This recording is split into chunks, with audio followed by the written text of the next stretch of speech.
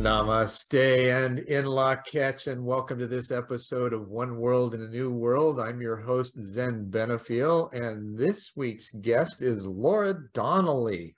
I love the name. My dear sister's named Laura, so there's some initial connection there. Well, this Laura is an entrepreneur, an author, a podcast host, a choreographer for dance and life. She's also a featured contributor for Biz Catalyst 360, and we actually met through that group originally. And she is a creator and producer of the Healing Path Conversations.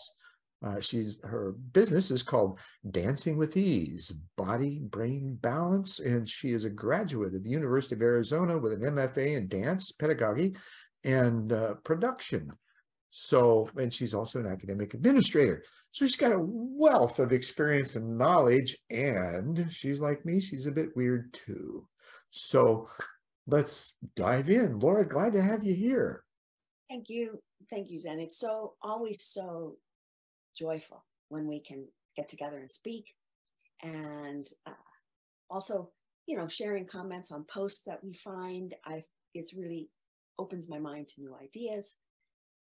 And yeah, a little bit weird. Yes, I did so many different things because I kind of got bored with whatever I was doing, and it was time for the next adventure, And that's an amazing journey to have and be willing to have. Yeah, in the beginning, I was a little frustrated when I started out as a dancer. My idea was I was going to find a company, and the director would nurture me and give me roles and parts that would expand my dancing abilities and, kind of just take care of me as a dancer in the, mm-hmm. Now that I'm looking back on it today, I realize I was that person. I had to do that for myself. Right. And whether it's a role or a job or an experience that would teach me things I needed to know or expand the way I looked at the world. At one time, I did a job. I worked for a stock photographer. A stock photography agency. Yeah. Mm-hmm. And I spent hours looking at little tiny slides. But the whole thing from dance, composition, the slide frame was the same as the stage. Were the elements balanced? Were they harmonious? Did they communicate the idea? And so at the time, I didn't really even realize it was like it's not the same thing, right? But it's beside the thing that was my main thing. And mm-hmm. It was a different area of development. There's often kind of parallel accoutrements, if you will, that join us. Now, speaking of accoutrements, in your younger years, were there some indicators of where you were wanting to take? Because a dancer is like that energy that has to have been present when you were younger, and being able to, I suspect, kind of create your own scenes, if you will, whether it was in your mind or in the play. What kinds of things happen, and how did you first connect with your ability to do that, now that you've looked back and wondered, okay, how did I initially find it? Because I think we all do that. We all have this almost constant retrospective, not that we're stuck in the past, although that's the temptation, right? There's still this constant review and we pick up insights with each one, it seems. So how did you find your way, and what was it like? Well, like I said, I was pretty frustrated early on in my career. I kind of was, I probably resisted it quite a bit without realizing I was resisting. Mm-hmm. My dad was really creative. So was my mom. So was his sister. So creativity. So the gene pool was good. The gene pool was good. Right along there with the multiple generations of perfectionism that also came through. Well, there's the nurture, right? It's like So you were set up with some interesting challenges. Yeah. And my dad was a singer and my mom was a singer and a dancer, and they had met on tour, and so they always were singing around the house. I thought musicals were real life. We would go and watch Because they them. were They for were you. and me and my life. Right. We would sing around the house, and so this energy of a beginning, a middle, and an end, right? Like in a musical, was always part of what was going on. And when I was 9, somebody came and picked us up at school, my brother and me, which was odd. We usually walked home. Mm-hmm. And when I got out of that car, it was probably a friend of the family. I don't even really remember who it was at this point.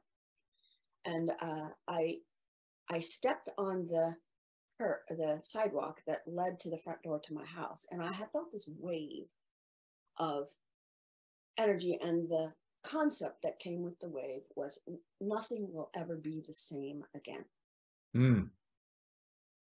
And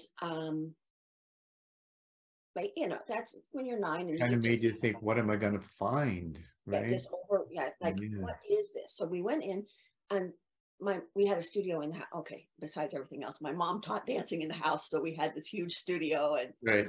We could put on shows in the studio, roller skate in the studio. It was a great place. Wow.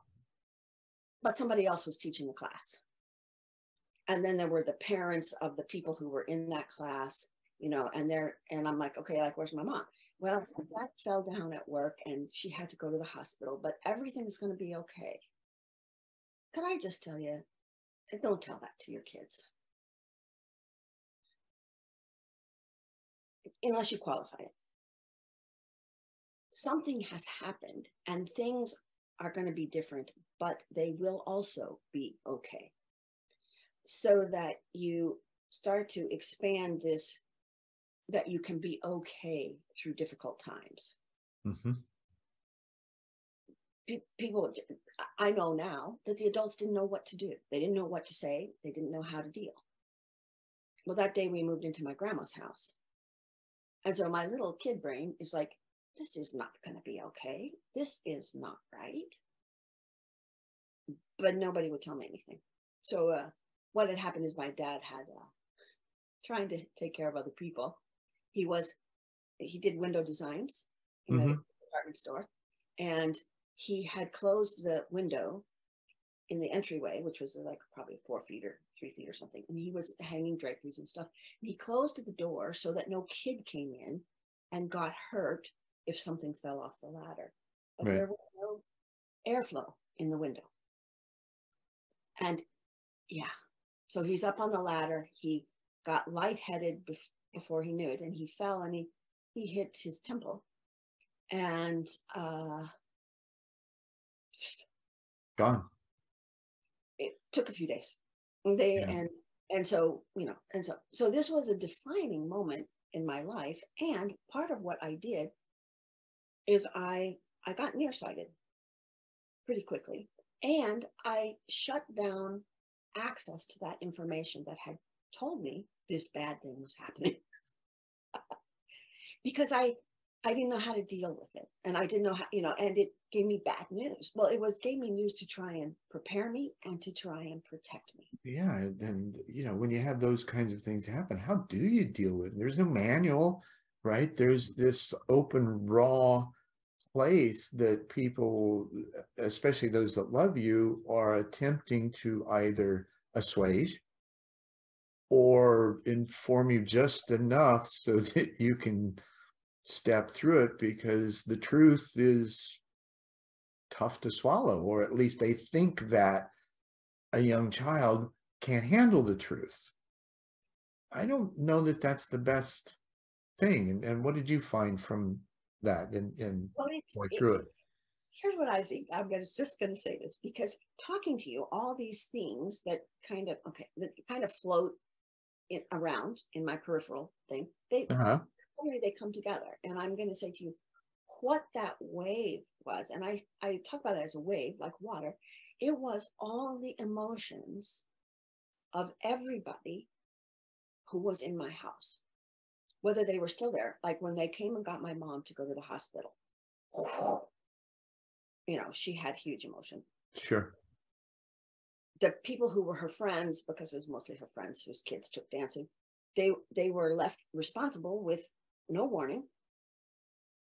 The girl who was teaching the class was a young dancer, older than the kids in the class, but not ready for that responsibility and then all of that energy. So what I can tell you now is like, wow, man, I got that flooded me. Right. All people's emotions flooded me. And It reminds me of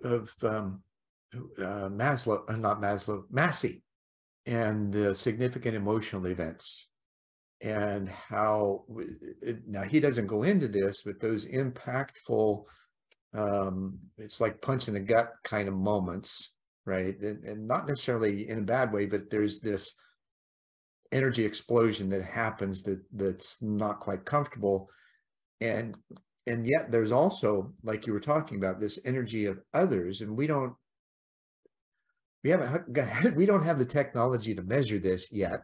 However, when you have that kind of significant emotional event in the moment, that waveform, for lack of better, as you called it, a wave, is there energetically, and those who are sensitive to it will feel it in some way, and these kinds of things, and it doesn't dissipate. It does settle, right, that as time goes and it builds the layers over the years and things like that. However, a sensitive such as you and others who have that proclivity, as uncomfortable as it is initially, you're going to feel that. I did as well as a kid, so I know I can relate to that, which is kind of, I think, where we began in our conversations of recognizing our empathic consistencies, right? And in the different ways that we express that. And like the comment you made earlier about a post that was on LinkedIn and explaining, you know, the how comes before the do, and the how is more important than what we're doing. And that reflection of, you know, when you drill down a little bit more in it, the energy in the how, because of your care and compassion in what you're doing, will affect what you do. Yeah. It'll even make choices for you as to what you do because of how you live. Now, in that process, kind of went off on a tangent there, bringing it back, in that evolution of consciousness that you were going through, what were the kinds of things that you noticed in the moment, and then how you reflected on that as time moved on? I think in the moment, all I could do was react. I didn't really have anybody to talk to about this. Mm-hmm. I didn't have I had no knowledge that anybody else felt any differently than I felt. The event was one thing; it's the sensations that were going along with it. That was the and then what I did with the sensations, and it's really taken me till about the last 4 or 5 years to understand that I can have a wave of feeling which contains information splash over me and pass through me. As a child, I just caught it, right, and held it, and it locked in my throat.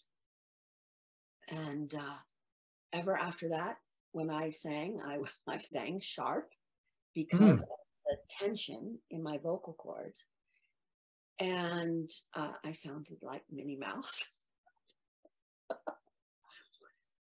And I think I was always slightly anxious because a lot of what I had taken was other people's fear. It wasn't my fear. And you didn't recognize it at the time. It was just that sensation without definition. Right. And it locked into what would be any child's normal fear when things are unusual. You know, why did my neighbor pick me up? She never picks me up at school. You know, But there was a place in me that this could latch onto. And then I carried it. Now, a very, very interesting thing that my mom said to me later after I was grown up is that from the time she was a tiny child, she had had an unreasonable fear of just about everything. And in spite of it, she went away to college and she studied in Chicago and she toured in a dance company. And she did all these things. I said, how did you do them? She said, I just did them. Okay. This is part of my heritage. Stuff is here. We just keep going. That's it. So then she said, even after I got married, I thought when I got married, this would go away. It did not go away. She said, if your dad was working late, I sat in the kitchen. I shut all the doors and windows in the house, and I shut all the doors to the kitchen, and I had every light on in the house, and I waited for him to come home. Wow. I know. This did not resonate with me for who my mom was. I mean, I didn't understand this because my main memories of her are as a single parent, earning all the money, paying off the house, sending my brother and I to college. I mean, like. Right. Now, it brings up a question. Okay, so was this her own empathy and sensitivity that she was picking up on others around? Because, you know, we can be really sensitive and pick things up from long distance as well. Is that what was happening that she didn't recognize and yet still moved beyond that to get stuff done, right? To live her life? I would say yes. Because like I said, like in the last year, I wrote this chapter about boundaries for empaths, because I think it's an interesting subject. Well, yeah, I mean, and your piece in the book behind you, the Joy on Demand, and your piece of Living in Joy as an Empathic Guide to Healthy Joy, or, you know, I hope I got that. Those kinds of recognitions and capacity that we develop to view and share, which is even greater than the experience of it, because then you've got the, as we were talking earlier, the reflection. Well, see, and I think, like you said this, I think that a lot of the people in my family were gifted, sensitive, empathetic, and had no idea how to deal with it. Well, at that time, I mean, those kinds of skill sets, right, weren't real welcome. Right. And see, like my grandma, my grandpa was born in 1895. Grandma was born in 1898. And so, you know, so suddenly I'm like, oh, well, I have a lot more compassion for them now. And what they did is they figured out how to fit in I grew up in the Midwest. It's good. It's full of good people, but they are on a track. Oh, yep. Grew up there. Yeah. Exactly what you're thinking. Indiana didn't want me. And if you aren't on, and for them, it was dangerous not to be on this track. Oh, yeah. And the kids today, I hear in a lot of my guests that as they were growing up with the sensitivities, all they wanted to do was fit in. Yeah. And now there's a much more authentic place in that recognition of what kids want to do, where it wasn't really considered back in Grandma and Grandpa's day, or even in our parents' day. And a lot of things that my mom tried to steer me away from, she tried to steer me away from in order to keep me safe. Yeah. And I understand this because also this place where we grew up in the Midwest, it wasn't that long ago that it was a very difficult and challenging environment to live in. And dangerous. I mean, snakes and scorpions and tornadoes and freezing cold and super hot in the summer. I mean, it's an environment of extremes. And I do. That's where we have our best growth, right? Well, and I do have in my heart a what is it? An admiration and appreciation of the power of the extremes of nature. Yeah. I love it, even though as a human, they can wipe me out, Mm-hmm. in an instant. And it's not personal. The giant storm has so much energy and power and beauty, and it can level my house in an instant. But it's not leveling my house. Right. It's just sweeping across the planet.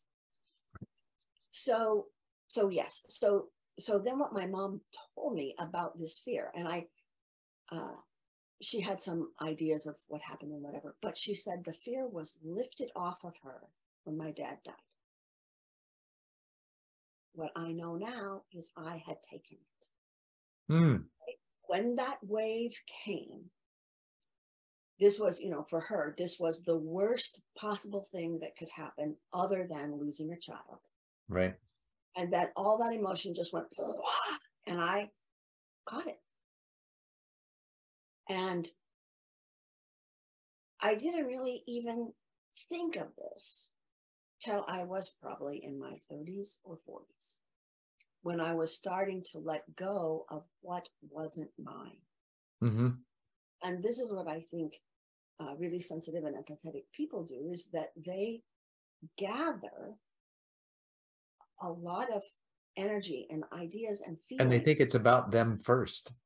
They think it's theirs. They can't separate.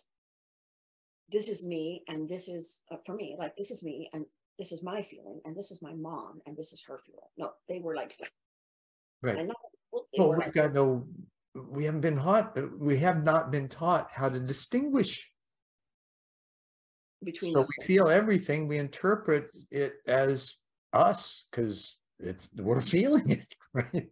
Well, and often we start this as children, mm-hmm. and at this place as children where we think we are the creator of the universe, which we are in a way, but we also think we're responsible for more it. So than what we might imagine. Yes. And so the next thing that happened is I suddenly, all of the things that were percolating in here, genetically and environmentally about perfectionism, mm-hmm. those all came together.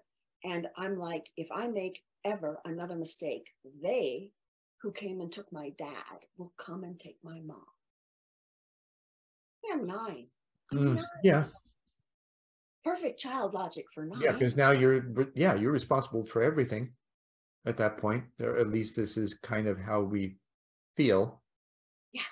And so the journey, we talked about this too, the metaphor of the journey. mm-hmm. And I live out here where there's hardly any people, in the middle of Kansas. And there's many roads, and everyone must have a car. You get to drive at 14. So cool. Independence, freedom, and as soon as you can pay for your own car, pretty much you can have your own car. Right.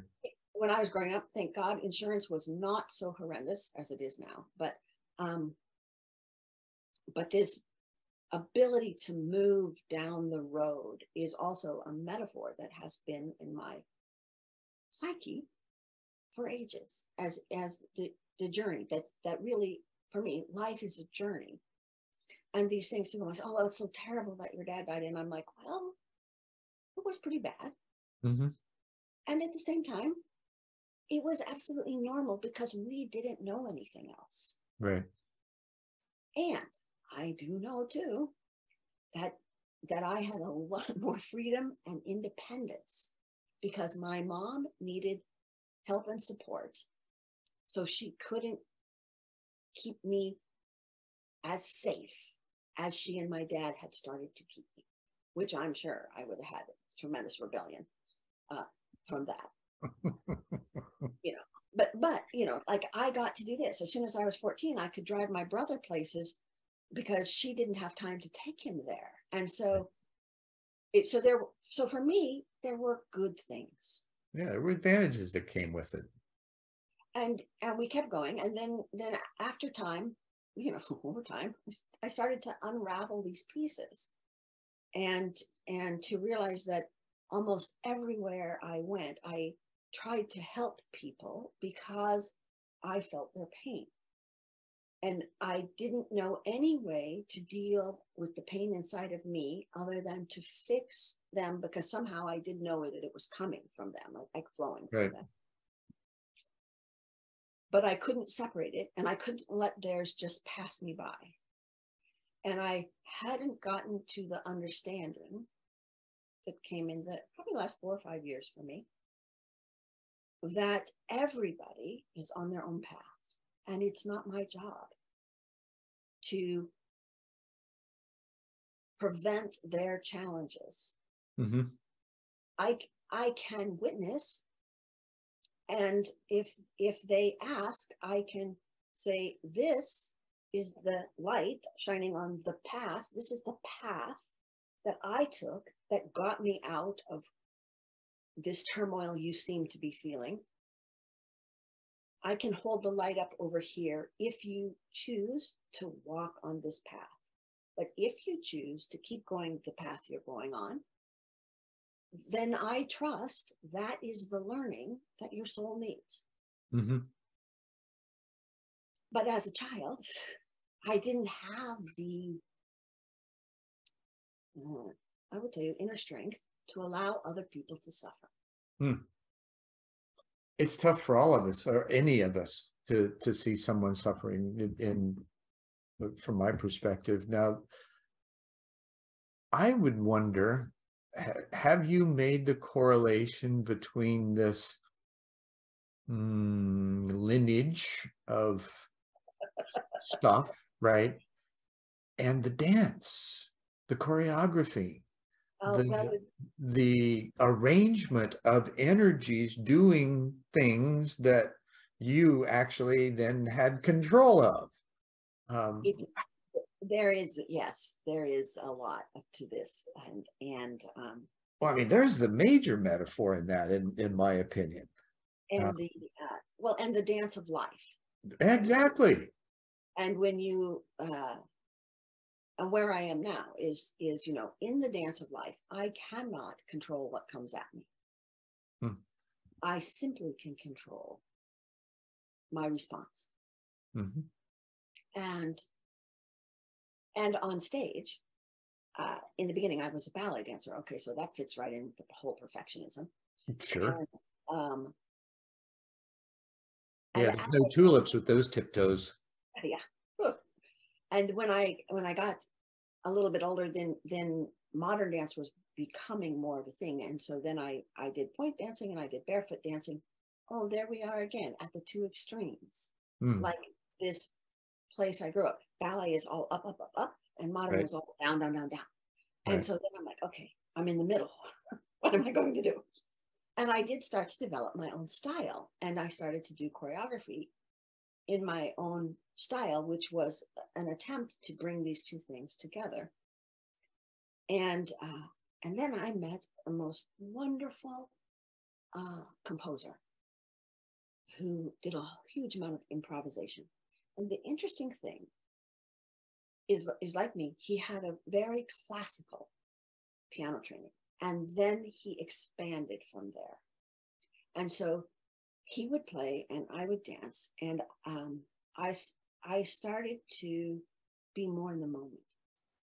Now, the truth is about even strict choreography, what makes it alive is that the performer is in the moment doing the movement. Even though steps are prescribed, they will never do that series of steps with exactly the same energy, inflection. Right. And so that was for me like always a challenge, because especially in ballet, I was like, get it right, get it right, get it right. And my teacher, she's a Russian lady, she said, oh no, dearie, must live. Dance must live. And as you said, I was pretty scared of living in my early 20s. I was pretty, if anything happens beyond my control, it's going to be bad. That was a really, really deep belief based on this fact that like this thing came at me, I had no control over it, and it was all bad news. So when I met this composer, his name was Philip Corner, or it is Philip Corner. He's still making music and doing things. I had pretty much stopped dancing. I was pretty angry and pretty frustrated with the field. And he's like, you cannot stop. And I just would break down in tears. You know, this is just so much not what I was about. It's not sacred. It's not life enhancing. It, you know, half the people I know are starving themselves to death with anorexia or bulimia. I said, this is not it, you know. And he said, just come over to my studio. I'll play and you dance. And we must have done this for a few months. Mm-hmm. And then I started to trust, one, his music was like the world, making a space and an environment in which I could move freely and explore. And then this changed my choreography entirely.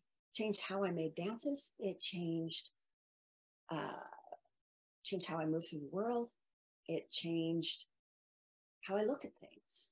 And Loosened you up a bit. Yeah, it did loosen me up a bit, yes. And it made me see, he also did a project called A Piece of Reality, which is like an ongoing life project where he would just that sounds interesting. Oh yeah. And like one time he showed me a picture, and it was a cigarette butt in a puddle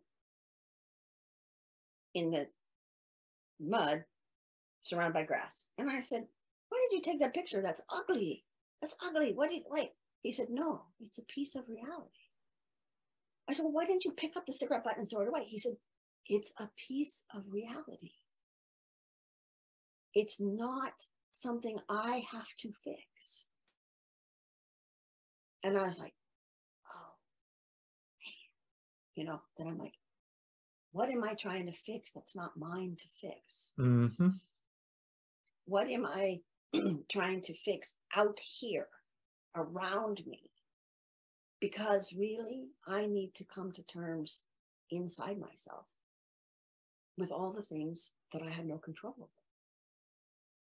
And when I do that, just like I had no control over what he would play, I just knew that he would play. Mm-hmm. And that it would make a safe sound environment, and I could be in that environment. And if I just sat, maybe sometimes I would just sit and move my hand. And if we were having a performance, you know, people would just watch what's happening next. Because when you're in the moment, there's so much space for other people to join you in the moment. Right. And so now people that, you know, like I know people who still go in the studio and they have the sheet music from the music they're playing. They have counted every note. They have, and I'm going to the studio, and you know, and I'm like, who's here today? Okay, well, we're going to work on this section, and you're the people who are going to be in this section. Everybody who's not here today, their loss, your gain. And they're like, really? I said, well, you're here. I'm here. Why are we going to wait for somebody else? You know, and so that changed my life. And well, you make an interesting point as far as the freedom, right? And you're talking about the prescriptive, here's the score, here's the notes, here's the steps, and the mechanistic way in which many approach that because of whatever reason, right? And yet the improv side of things is something that, you know, my wife and I, who's a classically trained pianist from St. Petersburg, she went through from a 5-year-old through college and can sight read amazingly still. Well, we talk about improv because I'm a drummer. That's my favorite, is the improv, whether it's jazz, blues, progressive rock, all those kinds of things. They're just so much fun. Why? Because I've learned how to let go. You know, you can't think about playing. You have to just play. Now, that doesn't mean that you don't need the skill set to play that you've developed through the reading, the writing, the arithmetic, and all those kinds of things, right? However, there's all that practice is in your body. Right. And so the muscle memory, then once you can let go of that and allow the creative flow to take place, it's a whole different experience. And depending, this occurred to me a little bit ago, that because I'm thinking of some of the days that I've played improv, you know, some days were better than others. Same guys, right? However, there's this, and I wonder if it has to do with biorhythms, right? And whether those are all connecting, because that's one layer of how we can perceive, or at least become, not necessarily perceive, understand why we were in a particular place, or why certain things behaved the way they did in that particular moment, by observing those charts and graphs, right? Kind of laying them over.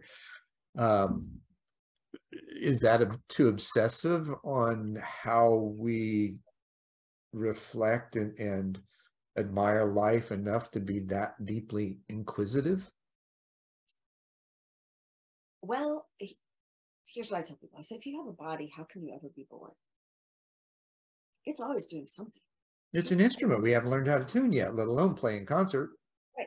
And it's always changing and giving you new sensations, giving you new information.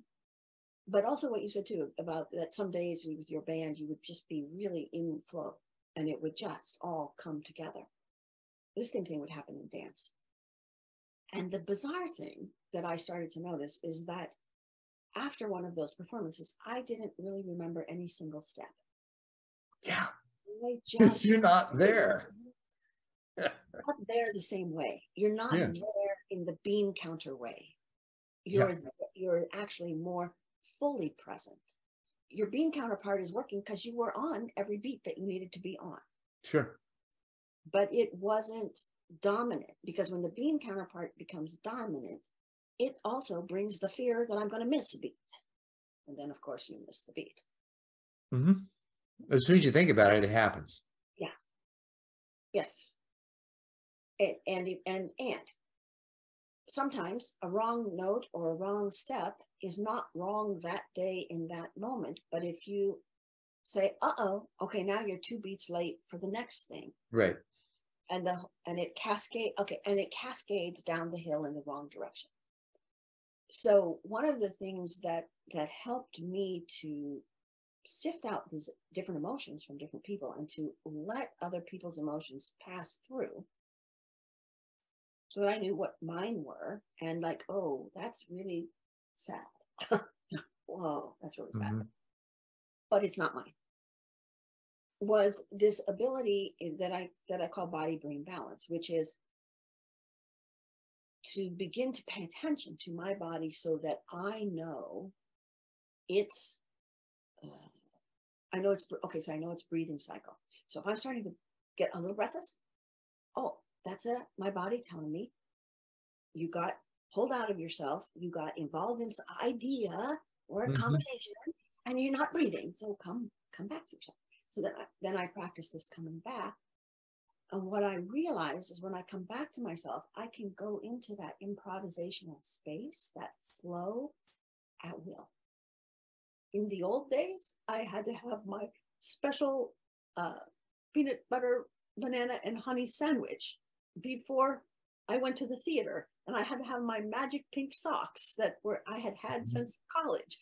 And I had to sit in this particular chair in this part of the room to put on my makeup. I mean, I had to develop. And we create so many rituals in our lives to empower us just to be present, right? And not that they're bad, right? The fact that we do them in order to do so, it gives us that ability to perform in some way. The ritual can move us away from what I would tell you is our, what is this? Hang on a second.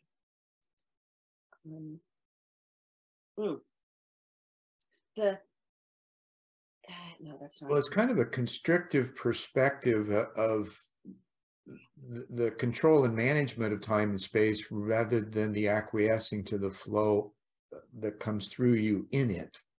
Right. And I think that there is maybe a little bit of physical anxiety because the body is born into the physical world. Mm-hmm. And I think this flow is, the body can jump into the flow and participate, but I think the flow is beyond the physical. I would totally agree. Personal experience, and the one thing that came to mind, this is going to sound really bizarre and way out there. I was visiting a friend over Christmas break or Christmas time. This was right after my divorce. It was in Prescott, and got up in the middle of the night. The bathroom was on the other side of the house, and this was an old farmhouse, so there was probably 60 feet or ish in between my room and the bathroom. And I opened the door up thinking, and this was, I don't know, 2, 3 o'clock in the morning. And I'm just thinking naively, wow, I wish I was in front of the bathroom door. And when I went to bed, there was an archway in front of my door. I took 2 steps outside the door in a pitch black hallway, and all of a sudden, bang, I'm hitting a wall. And I'm like, what the heck? And I look around for a light switch, flip it on, and guess where I'm at? It's bathroom door. Yeah. Now, how the hell did that happen?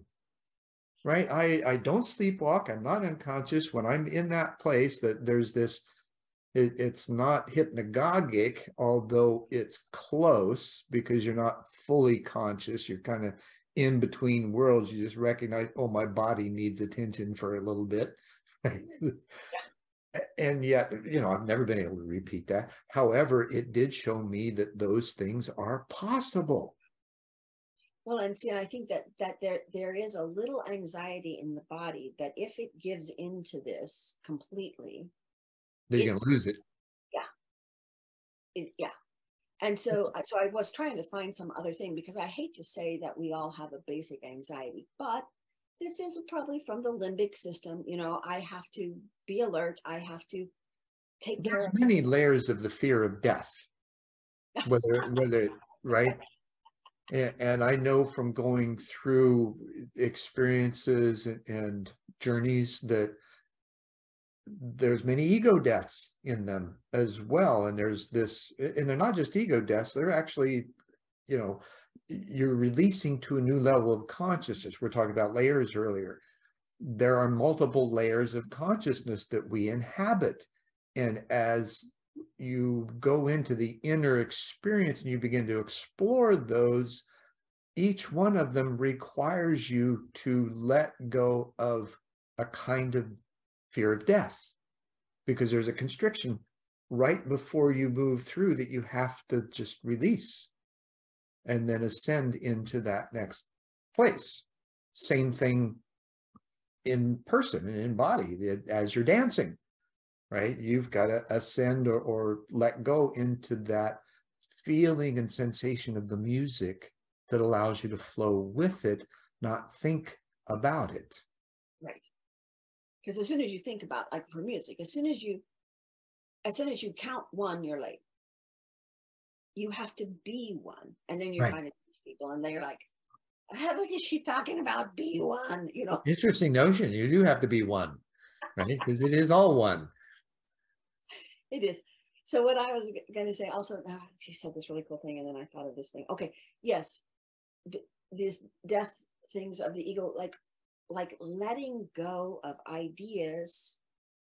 For me, it's like letting go of ideas that I had about myself and about who I was, and about, can I be this in this situation? Can I? And that's where dance and choreography and improvisation gave me this fluidity to understand that I can be different aspects of myself. And as I would say outgrew my Midwestern, it's like a shell that I feel like I got as a kid, that it was And a Midwestern mindset. It was an exoskeleton that was designed to keep me safe. But as I have let that fall off in it, and I always have this image of the, I don't know, there's this cartoon character who has these big blocks on himself, rocks, and they just fall off. Right. And but those things are part of something, right? But wait, that was my grandma taught me that. Well, she taught me that. I have it. I don't have to wear it and hold on to it. It's just an aspect. And if I need it, I can grab it at the time that I need it. It's not eliminated from my sphere of possibility. I like the term, there's no carry-on this flight. Right? No baggage. How did you, in this understanding of life beyond death, let's say, because that constriction does feel like having to move through it when you're letting go in order to allow yourself to perform at those kinds of levels. What are the essentials, I guess, for lack of a better, in allowing yourself to move through that? What did you experience an actual sense of the constriction and the release? Or did you develop this understanding and trust in that I don't know what I can't do, I'm just going to do and see what happens? Okay, so I always had... That makes sense? No, I always had this intuitive knowing that was beyond me, beyond my physical me. Mm-hmm. So like the first time I remember this after the wave, a bunch of us kids were at somebody's house and we went up the stairs. We climbed out that we had the windows where you had the hook on the screen and you push the window out and you could get on the roof. So, okay, cool. We always did this. It was very fun. And it was a sloped roof and it went down pretty low. And it was like their back porch or something. And 5 or 6 of us, and they all went down there and jumped off.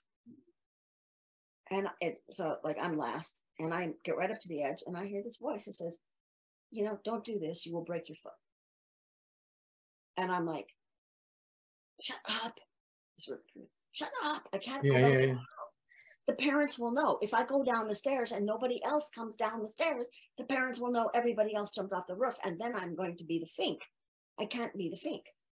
I can't be afraid, right? I can't be afraid. I'm not afraid. I'm never afraid of anything. That was kind of my persona after I took on all this fear that I smashed down in there.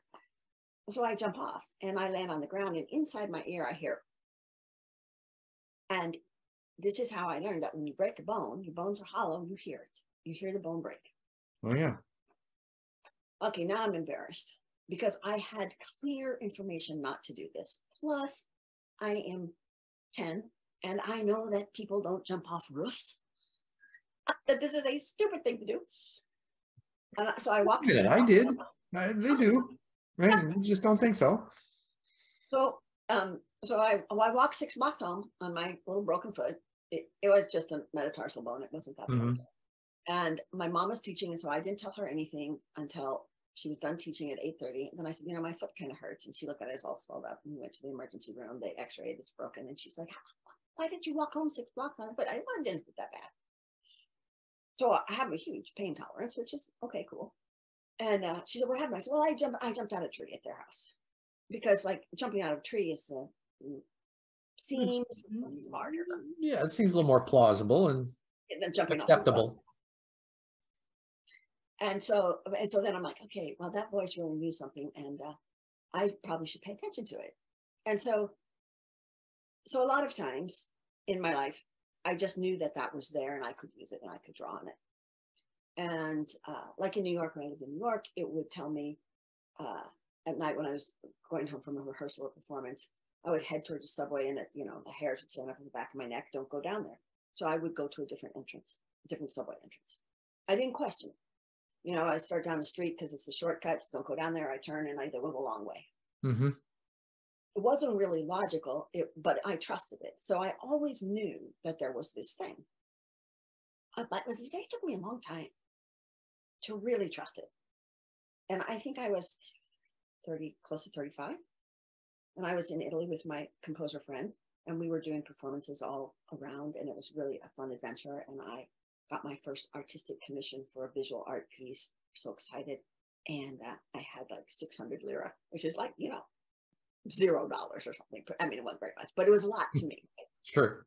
And I had made this little red purse. It was very pretty, out of fabric, and it had a beautiful button on it.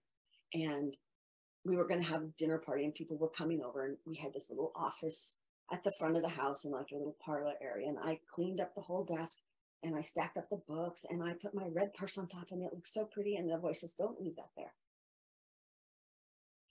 And I'm like, "It's so beautiful." It's the colors of the books and the red, Mm-hmm. And the next morning, my purse is gone. My passport is gone. My first money from my first commission is gone. And I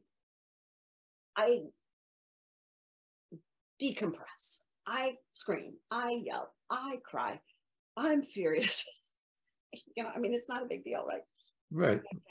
And my friend's like, "What is going on with you?" I said, "I ignored this voice again." I ignored me. Yes. And every time I do that, crap happens. Right.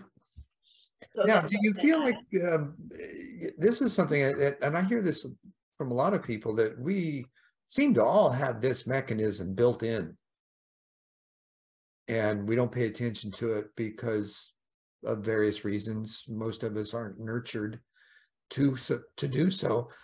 And there's a certain sense of it being a little too esoteric and unknowing, you're as hearing voices in your head. Duh. Are right. you crazy or what? Well, yeah, it's not a syndrome or a dysfunction or diagnosable, right? It's not a DSM, whatever version it is now.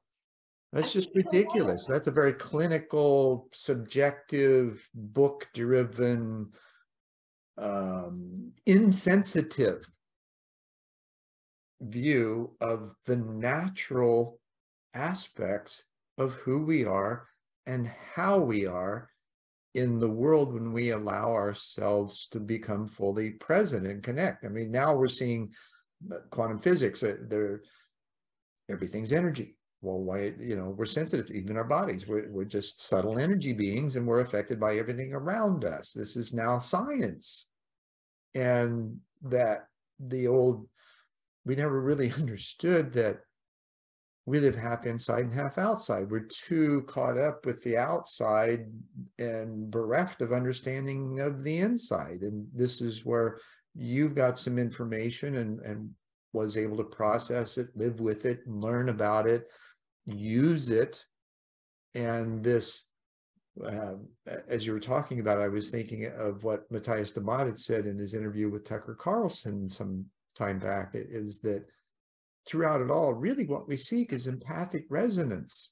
There's this natural aspect of ourselves, and if we don't sense it, it's very Taoist, right? Desirable or undesirable. Those are the two aspects from which we experience. The desirable moves us to things that are healthy for us, and the undesirable generally kind of protects us from whatever that could be detrimental. When we don't pay attention to it is when we get into those kerfuffles and learning lessons, and we think that, oh, this is what I need to do. No, that's what you have to do now, because the choice you made didn't follow the empathic resonance path. Right. That's interesting. Yeah.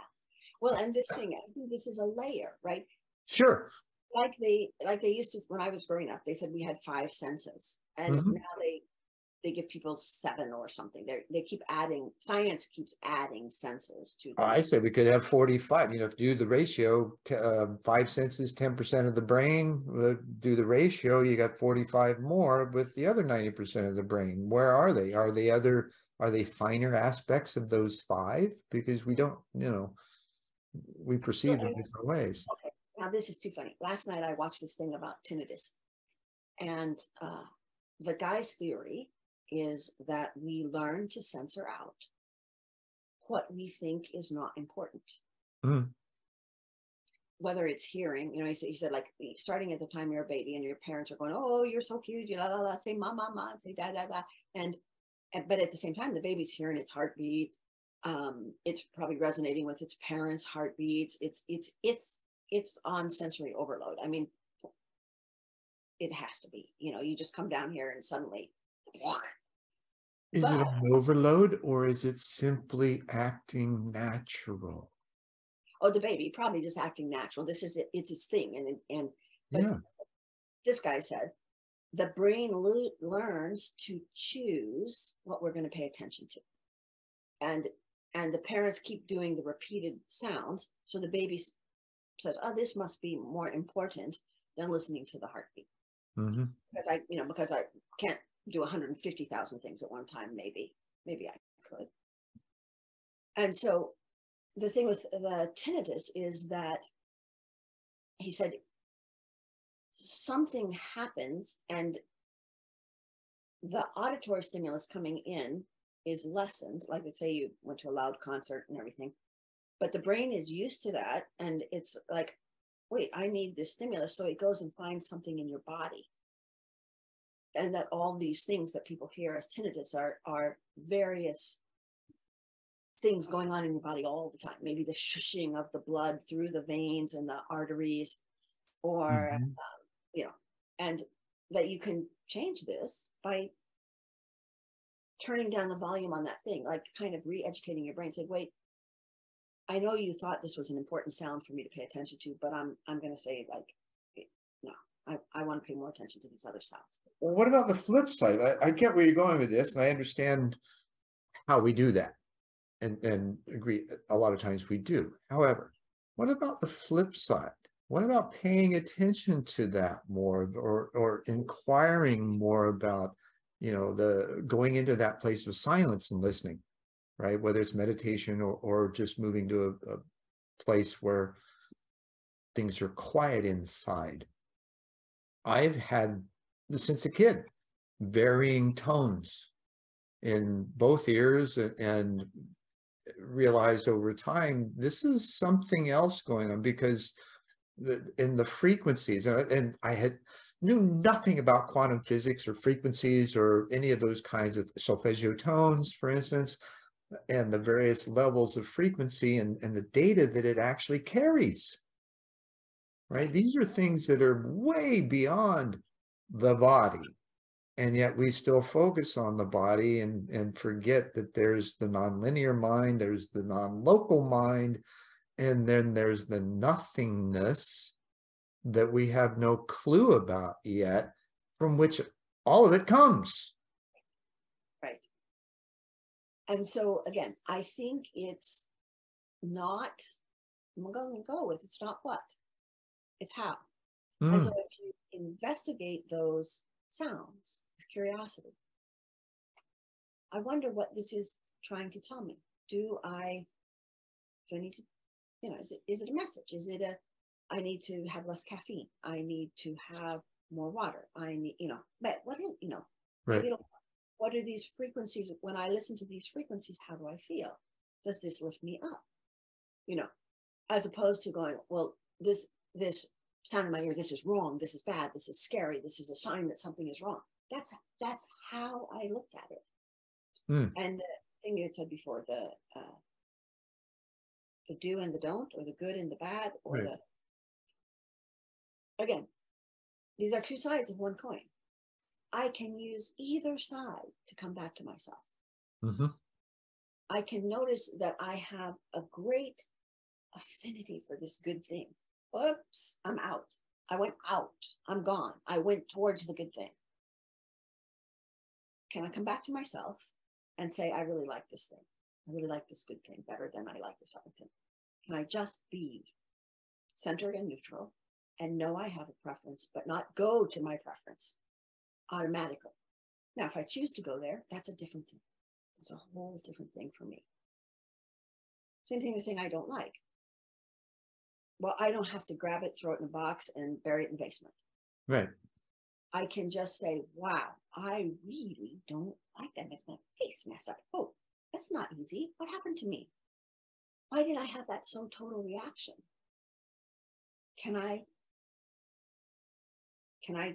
notice that and come back again, come back, so that I'm in that place. Observe and report. Observe and report. Yes, it's more like an experiment. What happens when I think about that thing I don't like? Oh, did I want to have that reaction, or do I just want to know that I don't like that thing? Right. And that's perfectly fine.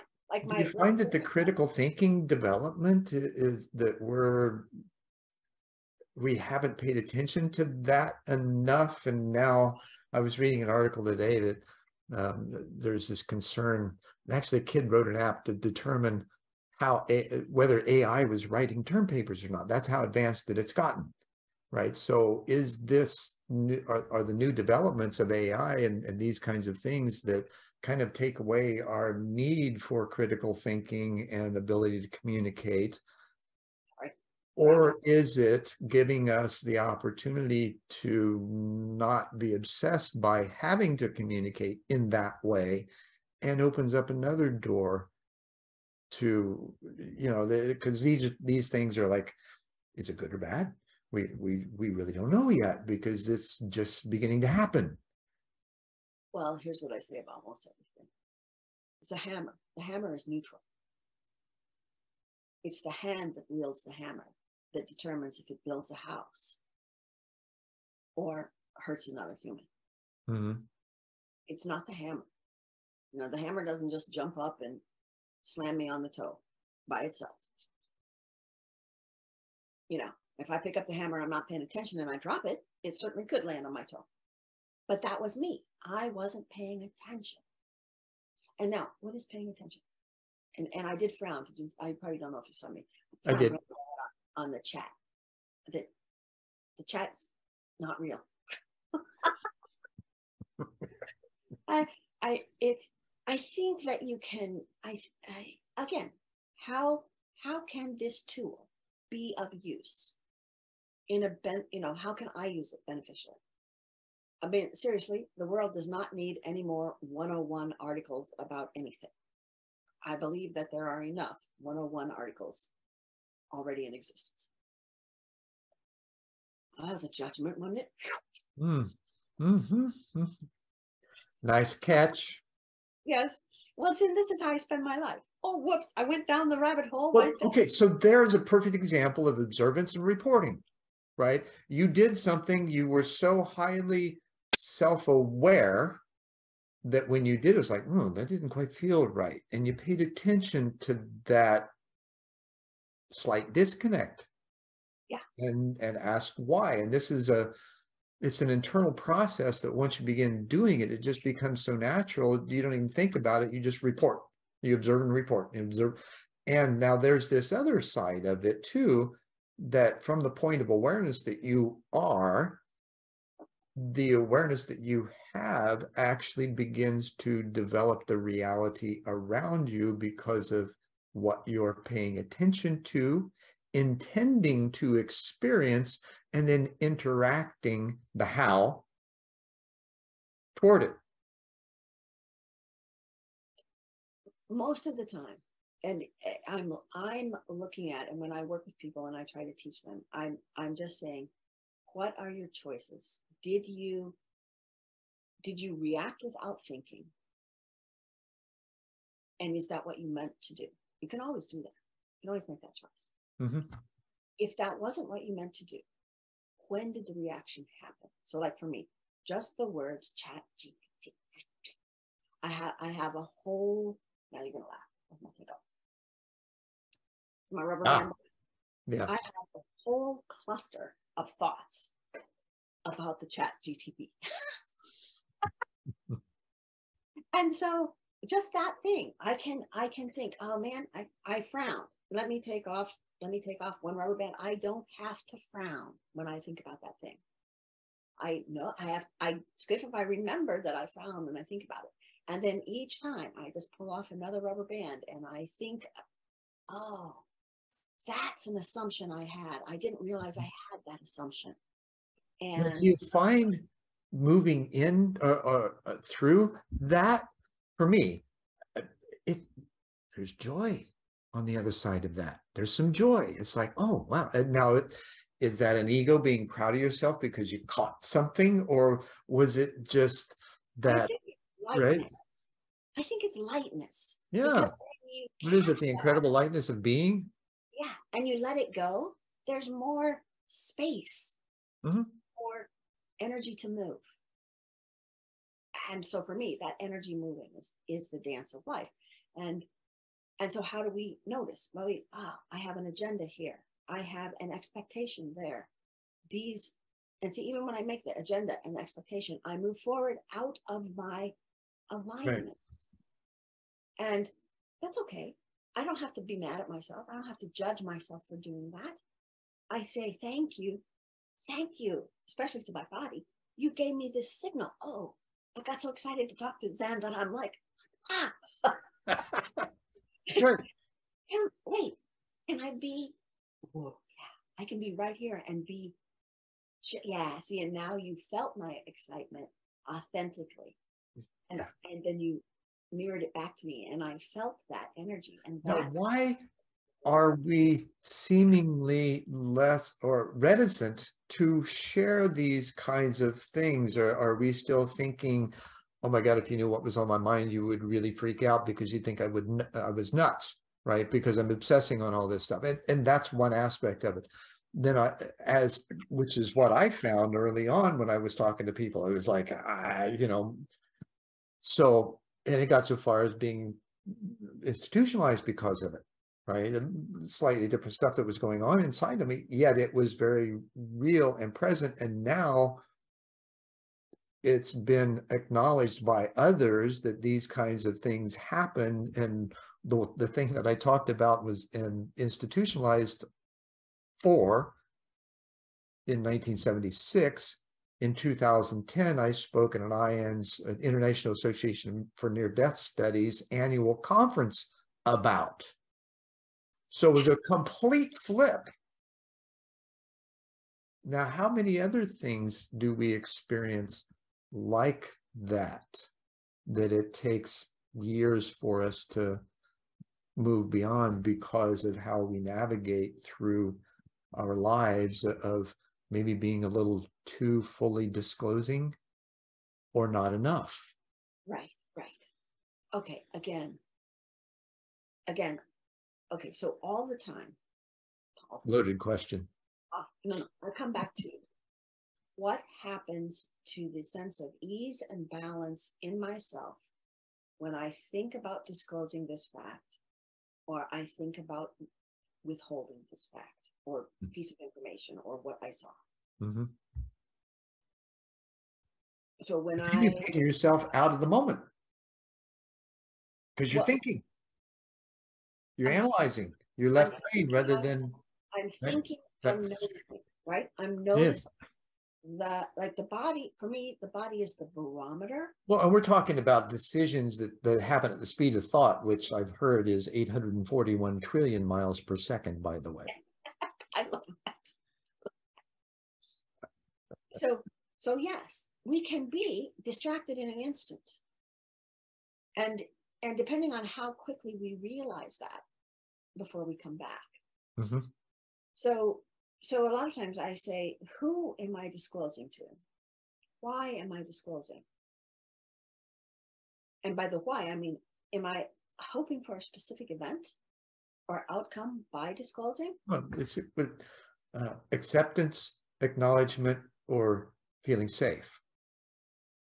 Those are the. Or sometimes we disclose in order to knock something down, to destroy something, to hurt somebody. Where Words can always be a two-edged sword.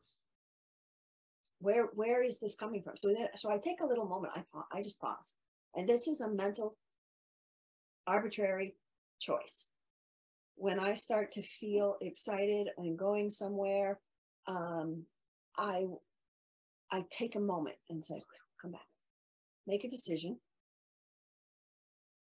Am I going to go that way or not? If I choose, then I pay the price. So it's just very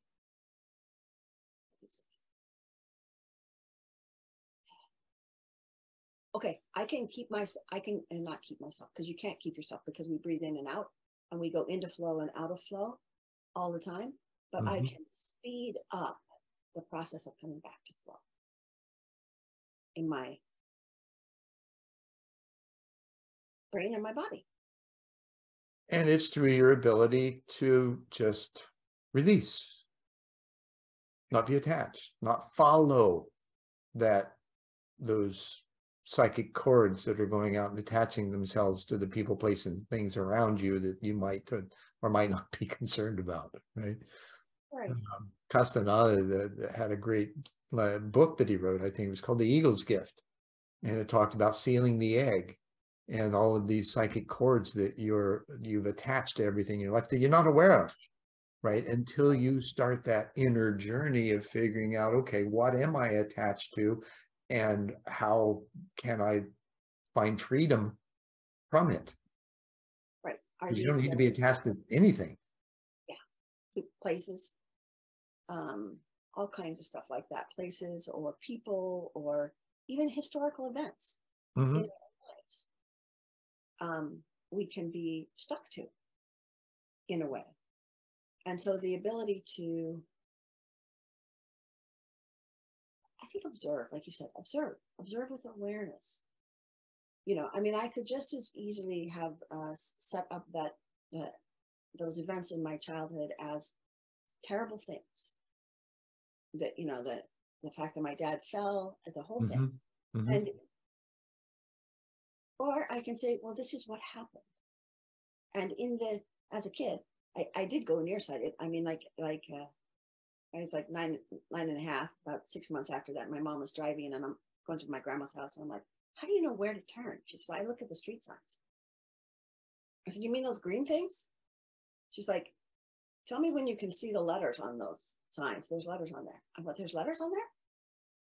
And then we get like about 5 or 6 feet, and then I can see the letters. I mean, I was profoundly nearsighted. Well, after a time, after I got back to listening to my voice, I realized that I had just brought everything in because I didn't want the far sight, because I was afraid of what the far sight would come. And it's great. That's a wonderful acknowledgement of how you created that for you as a result. And I think that's one thing.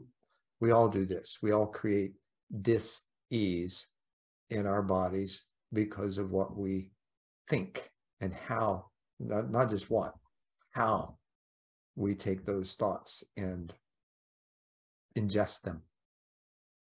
And it's mobile. And as also from talking to you, everything is malleable. Our point of view is malleable. You know, you're talking about, well, I have to die to this to be born to that. That's malleable. You know, That's transformation. Let go. I mean, like for my voice to become its own self, its authentic voice. I started to let go of those pieces of fear that I had absorbed. And as they went away, my body relaxed a little more. My interest in perfectionism. I mean, there's so much value to the perfectionism became applicable in certain areas as opposed to distracting.